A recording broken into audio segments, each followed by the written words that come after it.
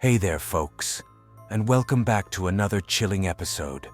Today, we're diving into a dark and haunting chapter in the history of the United Kingdom, the witch trials. So if you're ready to unravel the mysteries of the past, be sure to smash that like button and subscribe for more spine-tingling content. Back in the late 16th to early 18th centuries, the UK was gripped by a terrifying witch-hunting craze. These events were part of a broader European witch-hunting craze during this time. But why did witch trials become such a pervasive and haunting phenomenon? The witch trials were rooted in deeply ingrained beliefs about witchcraft. In this extended exploration, we'll take you through the details of what people believed about witches, their connections to the devil, and their alleged powers to cast malevolent spells.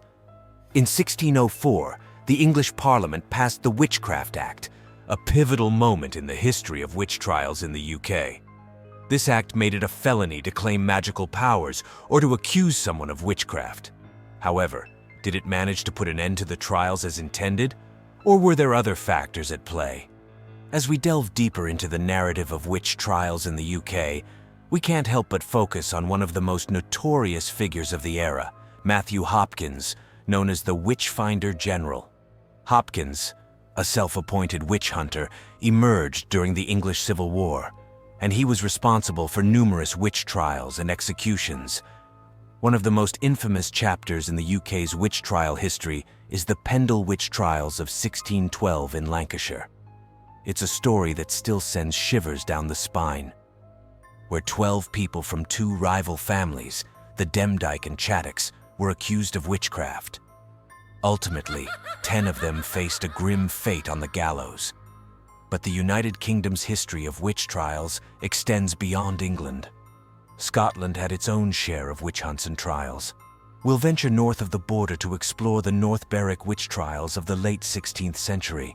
These trials are closely linked to the monarch, James VI of Scotland, who later became James VI of England. His personal interest in witchcraft played a significant role in these trials, and we'll delve into the intriguing details of this connection. James VI was a complex figure in the history of witch trials. He had a strong belief in the supernatural and was deeply interested in witchcraft. His 1597 book, Demonology, addressed his views on witchcraft and provided theological justification for witch hunting. This publication had a significant influence on the witch trials in both Scotland and England, as it endorsed the persecution of witches. In 1590, events in North Berwick, a coastal town in Scotland, sparked the infamous witch trials. James believed that a coven of witches had conspired to murder him through a storm they raised at sea. The trials that followed were characterized by torture and forced confessions.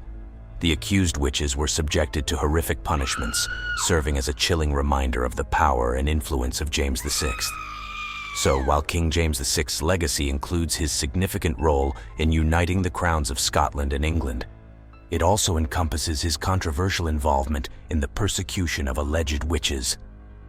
The North Berwick witch trials, deeply intertwined with his beliefs and fears, are a haunting chapter in the history of witch hunts in the United Kingdom.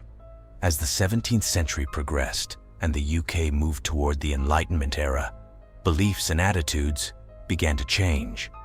The Enlightenment brought more rational and skeptical thinking, which had a profound impact on the decline of witch trials in both England and Scotland. The Enlightenment was marked by a shift towards empirical evidence, science, and rationalism. Thinkers of the Enlightenment, such as John Locke, Voltaire, and David Hume, promoted reason and critical thinking. These new intellectual currents encouraged people to question traditional beliefs in witchcraft and the supernatural. One key factor in the decline of witch trials was the growing skepticism about the existence of witches and the validity of spectral evidence.